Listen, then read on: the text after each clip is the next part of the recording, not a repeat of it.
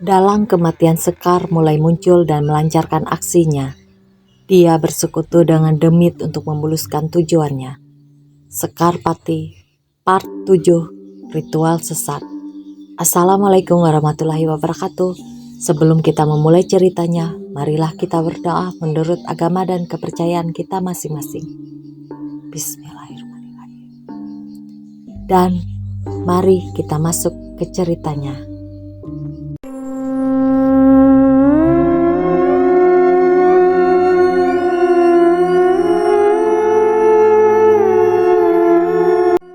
Sayup-sayup, suara azan maghrib subuh bersahutan menggema. Suara burung-burung pun sudah mulai berkicauan.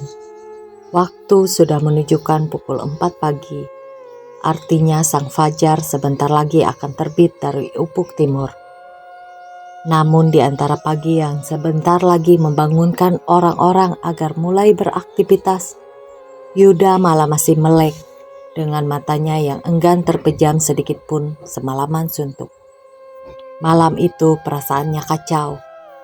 Hal itu disebabkan karena baru saja ia mendapati kekasihnya Sekar tergeletak di dalam kamar kosnya bermandikan darah tak bernyawa. Yuda dihantui rasa takut sekaligus bersalah akibat masalah itu. Ah, bangsat!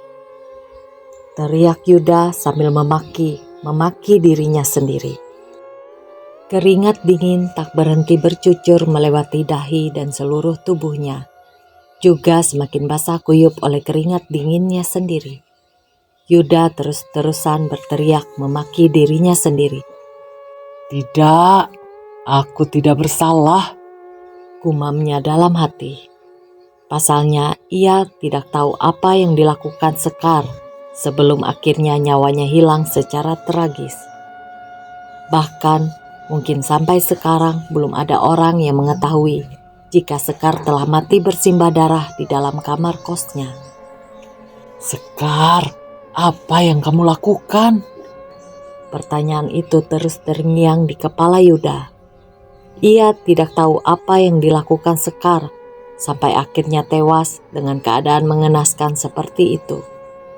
Yuda mencoba memejamkan matanya, bermaksud istirahat agar sedikit tenang. Namun bayang-bayang itu malah semakin terus terngiang-ngiang di kepalanya. Bahkan ia memukul kasurnya berkali-kali. Kepalanya panas bagai disiram air panas. Hingga tak sengaja tangannya menyenggol gelas yang berisikan air putih yang tadi ia minum sampai pecah membentur lantai. Biar! Yuda terkejut. Ia berlutut lalu mengambil pecahan gelas tadi dengan tangan gemetar. Yuda buru-buru membereskannya. Khawatir ada orang yang menyadari kegaduhan di dalam kamarnya.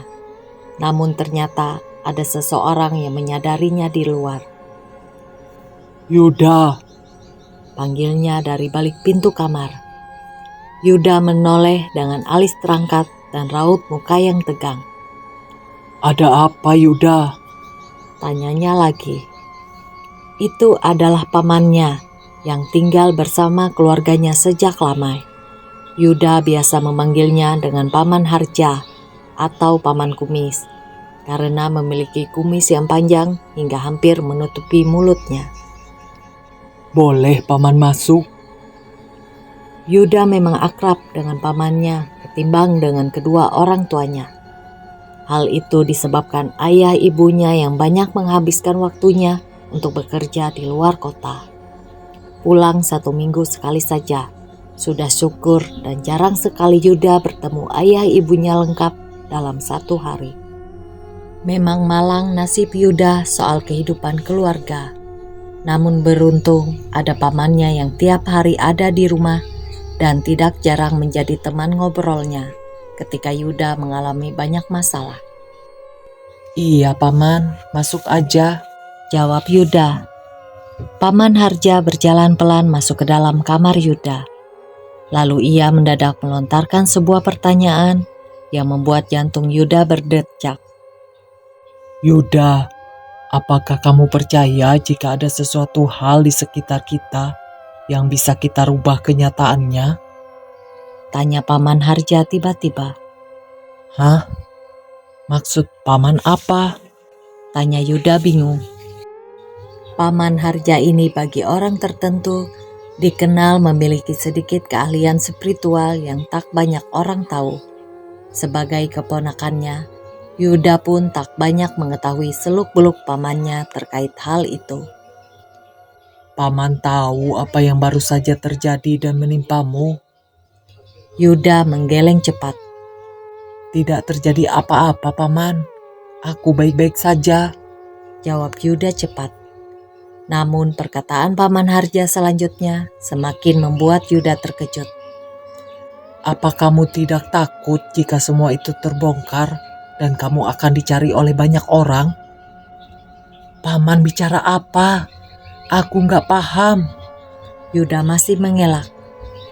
Terus terang saja, Tegas Paman Harja. aku tidak tahu, paman. Aku takut.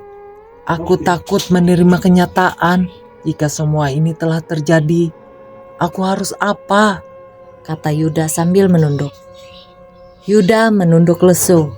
Ia mulai menunjukkan raut wajah takut di hadapan pamannya.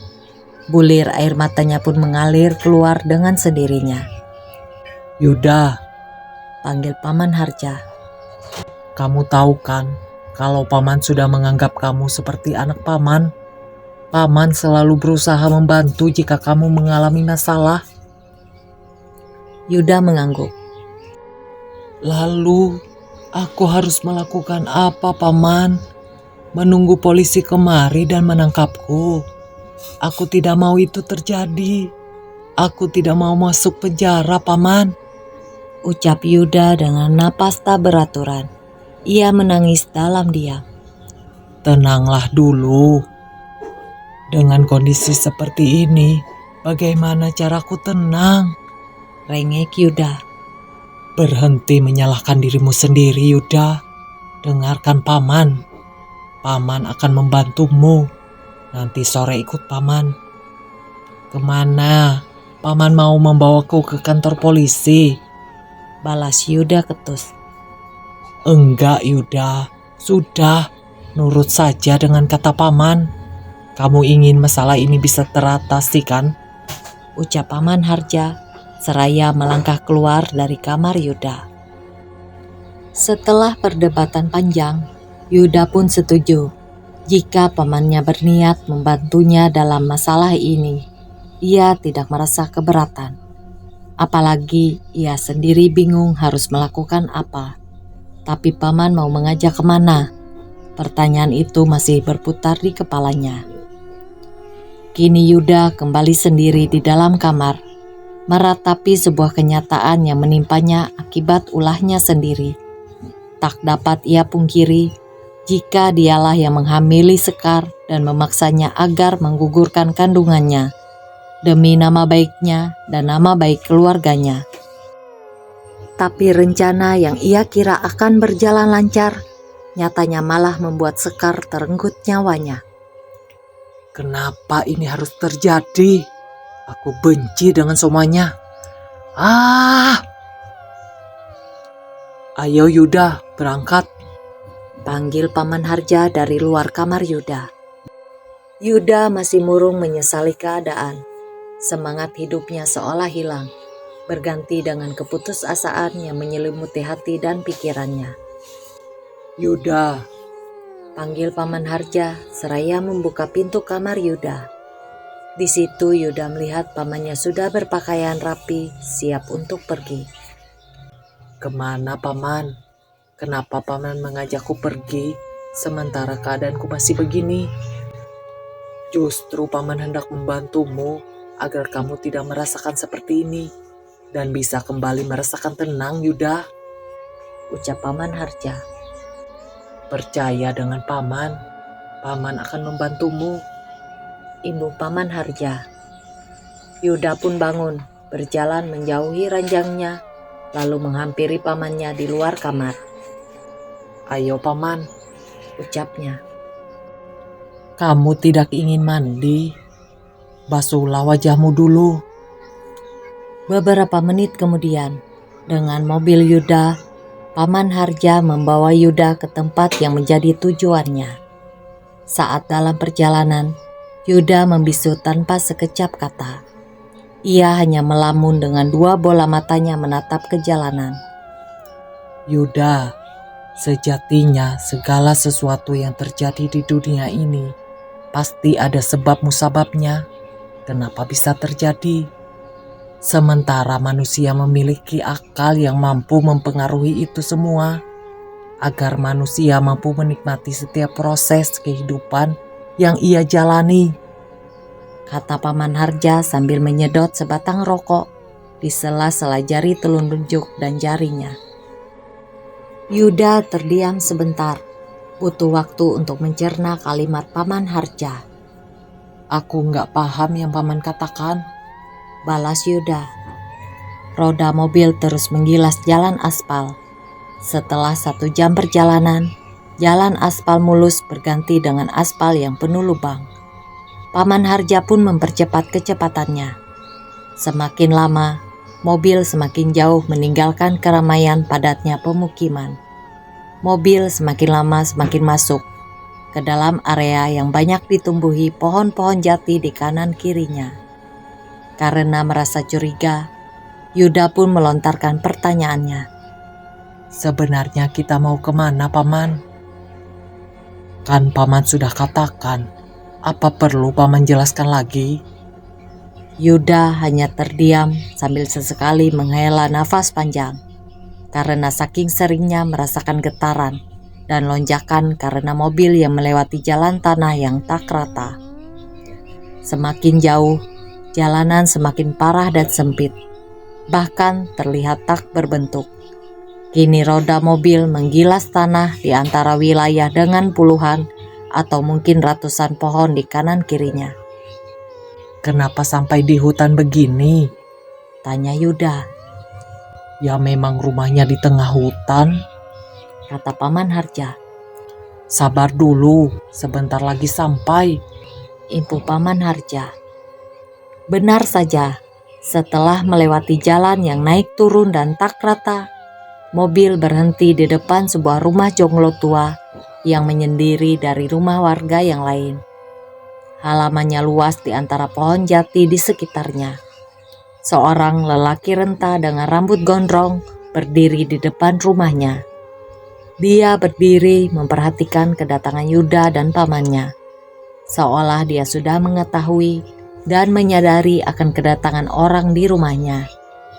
Yuda dan Paman Harja pun turun dari mobil. Lelaki tua renta itu pun tersenyum ke arah Paman Harja. Datang juga kau Harja, ucapnya. Iya mbah, saya pasti datang. Saya kan sudah janji dengan Mbah Karmo, ucap Paman Harja sambil menjabat tangan lelaki renta itu. Ya, lelaki renta kenalan Paman Harja itu adalah Mbah Karmo. Dia tersenyum saat melihat Yuda datang bersama Paman Harja. Mbah Karmo langsung meminta mereka masuk dan duduk di atas kursi busa berselimut kain batik di rumah tengahnya. Setiap langkah Yuda, matanya tak luput melihat setiap sudut rumah Mbah Karmo yang terbuat dari kayu jati yang tampak usang karena lama tidak diremajakan. Hiasan-hiasan di dindingnya pun tampak menyeramkan. Kepala rusa, foto-foto lawas, dan 1 buah figura besar berisi foto perempuan berkebaya sedang duduk seolah sedang memperhatikan setiap orang yang masuk ke dalam rumah Mbah Karmo. Siapa ini mbah? Tanya Yuda karena merasa penasaran. Guruku, aku sangat menghormatinya, tukas Mbah Karmo. Duduklah, aku mau dengar cerita darimu, sehingga membuatmu bisa datang sampai ke rumahku, ucap Mbah Karmo. Hah? Cerita apa mbah? Paman yang mengajakku kemari, bukan keinginanku sendiri untuk datang ke sini, jawab Yuda. Bisakah kamu duduk di sini dan ngobrol denganku dan pamanmu? Tegas Mbah Karmo. Yuda dan pamannya kini berhadapan dengan Mbah Karmo. Paman Harja membuka percakapan mereka. Ia menjelaskan jika kekasih Yuda baru saja meninggal dengan keadaan yang mengenaskan. Dan Yuda takut jika semua orang tahu dan mengaitkan Yuda atas kematiannya itu. Bagaimana kamu tidak mau dikaitkan? Kamu lihat darah itu kan? Di mana letak darah itu saat kamu melihatnya? Tanya Mbah Karmo kepada Yuda. Yuda menunduk takut. Ia bingung bagaimana menjawabnya. Jawab saja Yuda, Suruh Paman Harja. dari perut sampai kakinya Mbah. Ucap Yuda. Ya itu karena dia kehilangan janin di dalam perutnya. Janin itu tidak akan ada jika kamu tidak melakukan hal kotor itu bersama dengannya. Mbah Karmo sedikit mendelik mengucapkan itu kepada Yuda. Iya saya tahu Mbah, saya tahu dan saya mengakui itu. Saya menyesal Mbah, saya tidak ingin semua orang tahu dan saya tidak ingin dikaitkan dengan kematian Sekar. Mbah Karmo melirik Paman Harja, memberikan isyarat yang hanya dipahami oleh mereka berdua. Suasana menjadi hening saat Mbah Karmo mengambil sebuah kantong plastik hitam, mengambil sejumput daun kering dari plastik itu, lalu melintingnya dengan kertas sebelum akhirnya menghisapnya kuat-kuat. Gumpalan asap pun mengepul keluar dari mulutnya. Kamu ingin menghilangkan jejakmu, begitu maksudmu? Tanya Mbah Karmo. Iya Mbah. Jawab Yuda singkat namun terdengar meyakinkan. Saya bisa bantu. Mungkin hanya ada satu cara untuk menempuh keinginanmu itu. Aku punya ingon yang bisa membantumu. Tapi ada syarat yang harus kamu penuhi. Kata Mbah Karmo. Syarat? Apa syaratnya Mbah? Saya akan penuhi syaratnya. Saya punya cukup uang. Dan orang tua saya punya banyak uang yang selalu memberi jika aku meminta kepada mereka. Ucap Yuda. Ia tampak tidak peduli syaratnya. Apapun itu akan ia lakukan agar dia tidak terjerat ke dalam masalah kematian Sekar. Ingonku bisa bekerja jika kamu memberikan tumbal berupa janin bayi yang berusia 5-7 bulan. Atau bayi yang baru lahir berusia yang sama. Jelas Mbah Karmo. Yuda terlonjak kaget. Ia pun menjawab penjelasan Mbah Karmo. Hah? Syarat macam apa itu Mbah? Dari mana aku bisa mendapatkan itu? Pamanmu bisa membantumu. Yuda menoleh ke arah pamannya. Bagaimana caranya Paman? Paman ada kenalan dukun yang sering mendapatkan pasien untuk menggugurkan kandungannya. Kita bisa kerjasama dengan dia. Kamu cukup siapkan uang untuk membayarnya agar dia mau melakukan sesuatu yang kamu inginkan. Yuda tampak terdiam, seperti sedang menimbang-nimbang. Cukup lama sampai akhirnya ia lalu mengangguk. Tanda setuju dengan jalan yang ditawarkan Mbah Karso dan saran yang diberikan oleh Paman Harja. Ingonku ini akan menjelma menjadi sosok perempuan yang menyerupai Sekar dan akan mempengaruhi setiap pemikiran orang yang terlibat dan berada di lingkungan Sekar. Ingonku akan membuat mereka tak mengingat namamu sama sekali dan dia akan menjelma menjadi sosok perempuan yang menyerupai Sekar dan akan meneror orang-orang yang berada dekat dengan Sekar semasa hidupnya. Iya Mbah, saya bersedia. Setelah jawaban Yuda, Mbah Karmo berdiri. Ia memberi tanda agar Yuda dan pamannya mengikutinya. Mereka berdua mengikuti Mbah Karmo hingga masuk ke dalam sebuah ruangan berukuran 3 kali 3 meter dengan pencahayaan yang remang-remang. Ruangan kecil ini ternyata adalah sebuah ruangan yang biasa Mbah Karmo gunakan sebagai tempat ritual. Beberapa kendi, baskom, arang yang sudah menyala, dan kembang 7 rupa dapat tertangkap jelas dari mata Yuda di dalam sana. Kamu benar-benar bersedia dan siap? Tanya Mbah Karmo sekali lagi. Yuda menoleh ke pamannya, seolah sepertinya bertanya, namun hanya dengan mimik muka.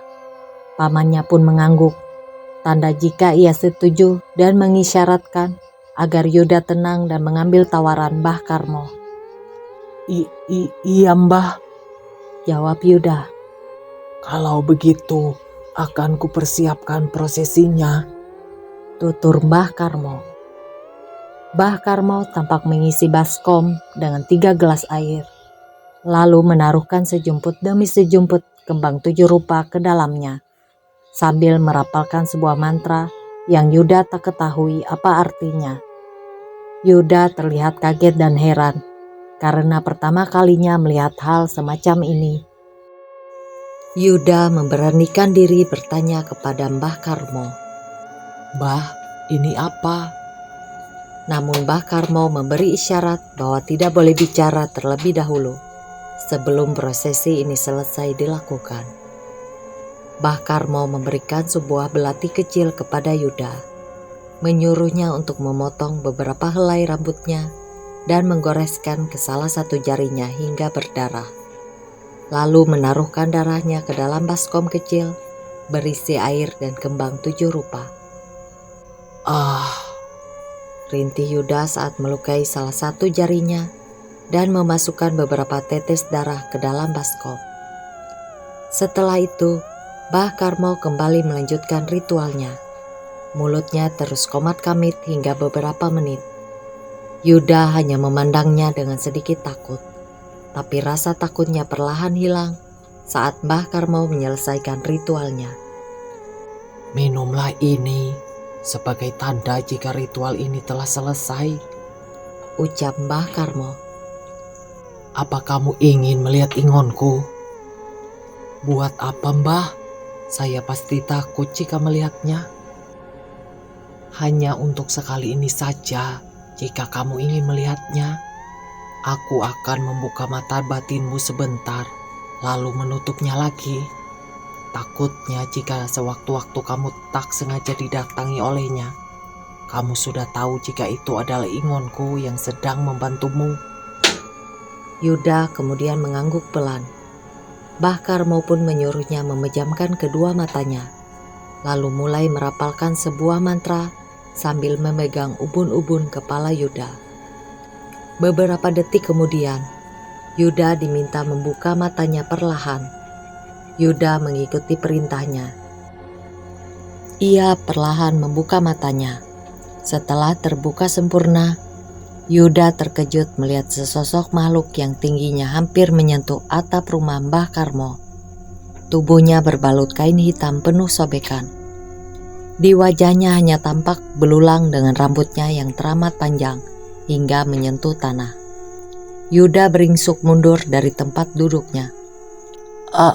Apa ini Mbah? Tanya Yuda sambil tatapan matanya mengarah ke atas, yang berarti sedang memerhatikan ingon Mbah Karmo. Ya, itulah ingonku. Kamu sudah melihatnya kan?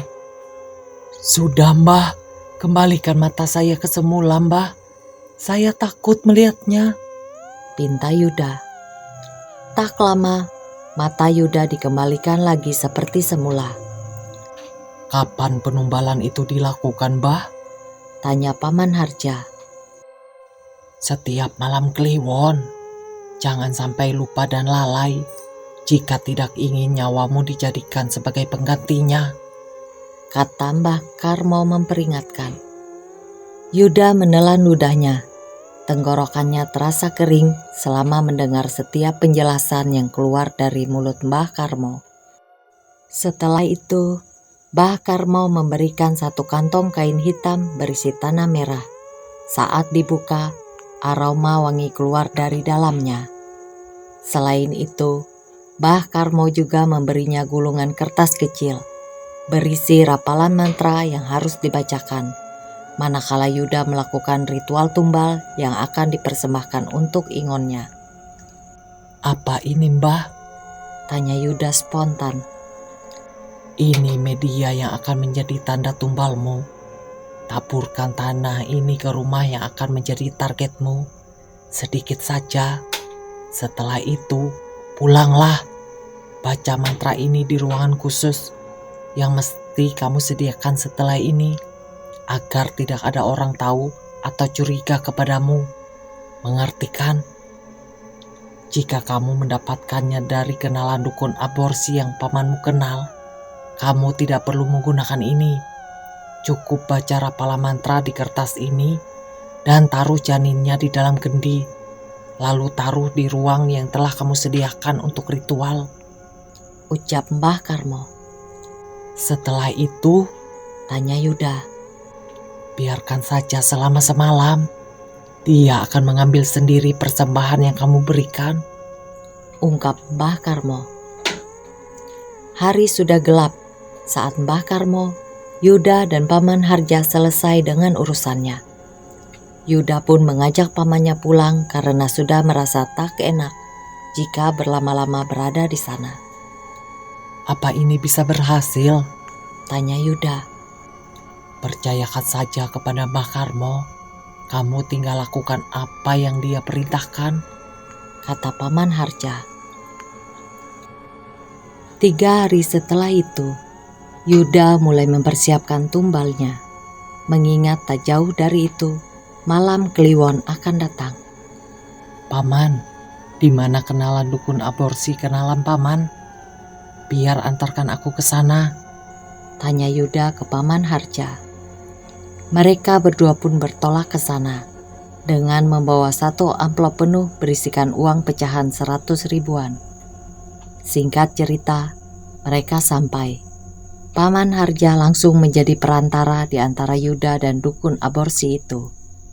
Dia mengatakan jika membutuhkan janin berusia 5 hingga 7 bulan untuk ritual yang akan dilakukan Yuda. Berapa bayarannya? Tanya dukun itu. Dia bernama Wita. Yuda menaksir usianya baru 40-an. Dia pun menolak dipanggil Mbah. Namaku Prawita, tapi cukup panggil saja dengan Pak Wita, ujarnya. 10 juta untuk setiap janin, cukup kan Pak Wita? Ucap Yuda menyodorkan tawarannya. Dukun tersebut pun tersenyum kecil. Baiklah, aku akan membantumu, jawab dukun tersebut saat itu juga. Tapi aku hanya membantu sejauh ini. Resiko yang lain, kalian sendiri yang tanggung. Yuda pun mengangguk. Ya, bisa bantu sejauh itu saja sudah cukup, ujar Yuda, seraya menyerahkan amplop berisi uang yang telah ia sediakan sebelumnya. Ini sebagai pembayaran awalnya, Pak, ucap Yuda. Setiap menjelang malam Kliwon, saya akan ke sini, imbuhnya. Pak Wita pun tersenyum kecil menatapnya. 2 hari menjelang malam Kliwon, berita mengenai Sekar sampai di telinga Yuda. Sekar meninggal kenapa Yuda? Tanya salah seorang kawannya melalui aplikasi pesan singkat di handphonenya. Yuda pura-pura terkejut dengan berita itu. Lalu dengan perasaan ragu, ia bertolak ke kos Sekar, tempat di mana ia melihat Sekar terakhir kalinya. Banyak sekali warga dan beberapa polisi di sana. Suara isak tangis kesedihan teman-teman Sekar di sana pun sampai di telinga Yuda. Ada rasa kesal dan sedih di dalam hati Yuda. Namun di atas semua itu, ia tak bisa menyembunyikan rasa takut yang sedang menyelimuti perasaannya. Beruntung, tak banyak yang tahu mengenai hubungannya dengan Sekar. Jadi dia tak banyak menjawab pertanyaan orang-orang mengenai kematian Sekar. Yuda mendekat lagi ke keramaian. Tanpa sepengetahuannya, ternyata ia berpapasan dengan petugas yang sedang mengangkat kantong jenazah yang di dalamnya berisi jasad Sekar. Langkahnya terhenti sejenak. Kepalanya menoleh mengikuti kantong jenazah itu hingga tak terlihat oleh pintu mobil ambulans. Sekar, ucap Yuda dalam hati. Maafkan aku Sekar, ucapnya lagi. Namun meski begitu, Yuda tetap tidak ingin terlibat dengan masalah ini. Beberapa menit setelahnya, Yuda mulai merasa janggal. Pandangannya mendadak samar dan lebih gelap. Berkali-kali ia mencoba membersihkan matanya, namun pandangannya masih sama. Yuda melangkah menjauh, berniat pulang ke rumahnya saja. Namun saat ia sedang berjalan di antara keramaian warga, pandangannya tiba-tiba saja menangkap sebuah pemandangan yang tak mengenakan baginya. Baru beberapa hari yang lalu ia meringkuk melihatnya. Sebuah wujud yang teramat tinggi tengah berdiri di salah satu pohon dekat situ. Wajahnya yang hanya tampak tengkoraknya saja, seolah seperti sedang memperhatikan Yuda kemanapun ia bergerak. Bulu kuduknya tiba-tiba saja meremang, lalu menundukkan kepalanya. Yuda berusaha bersikap normal, agar tak membuat orang-orang di sana merasa curiga. Gak salah lagi, itu pasti Ingon Bakarmo. Ternyata dia sudah melakukan tugasnya, ucap batin Yuda yang sedikit terkejut namun juga lega. Yuda melangkahkan langkahnya untuk bergegas pulang ke rumahnya dan segera memikirkan rencana selanjutnya, yakni soal penumbalan pertamanya. Jika kewajibanmu kamu tunaikan, maka keinginanmu akan tetap tercapai. Kalimat Pak Wita yang selalu ia ingat. Malamnya, Yuda kembali ngobrol dengan pamannya. Penumbalan pertamanya akan dilakukan besok malam. Yuda sudah menyiapkan segala hal yang akan digunakan ritual. Semuanya sudah aku siapkan, Paman. Tinggal ngabari dukun aborsi kenalan, Paman, ucap Yuda. Langit sudah benar-benar gelap. Bulan sudah mengacung tinggi menampakkan cahaya terangnya. Suara hewan malam bersenandung mengalun kencang di balik semak belukar.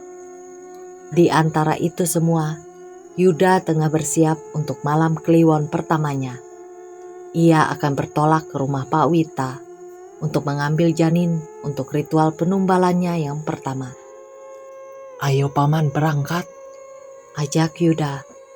Mereka berdua pun berangkat. Singkat cerita, sampailah mereka di rumah Pak Wita, mengambil janin darinya yang sudah dia masukkan di dalam toples berwarna hitam. Ini, ucap Pak Wita. Yuda pun menerimanya, lalu memberikan uang 5 juta sebagai tanda bayar untuk janin selanjutnya. Ini untuk selanjutnya, Pak. Sisanya besok ketika saya ambil ke sini, ucap Yuda. Di rumah, Yuda mulai ritualnya. Tempat yang telah ia sediakan adalah kamarnya sendiri. Ia membuat tempat ritual di sana. Dia menaruh janin ke dalam baskom yang telah ia sediakan. Lalu duduk bersila dan membaca rafalan mantra Jawa yang diberi oleh Mbah Karmo. Semua yang hidup akan mati. Beberapa di antaranya mati melalui perantara sesamanya, ucap Yuda di penghujung ritualnya. Semoga berhasil, harap Yuda setelah menutup ritualnya dan menaruh baskom berisi janin ke sudut kamar. Bersambung. Sekar Pati memasuki babak akhir. Part 8 akan menjawab semua misteri di balik teror Sekar yang menakutkan. Part 8 Tumbal Pengganti, akhir dan spesial part. Part 8 akan menjadi penutup cerita Sekar Pati. Bagi teman-teman semua, terima kasih yang sudah menyimak cerita ini sampai di part 7. Dan jangan lupa like, subscribe, dan komen ya teman-teman. Bye-bye. Jangan lupa ya, ditunggu bagian akhir Sekar Pati.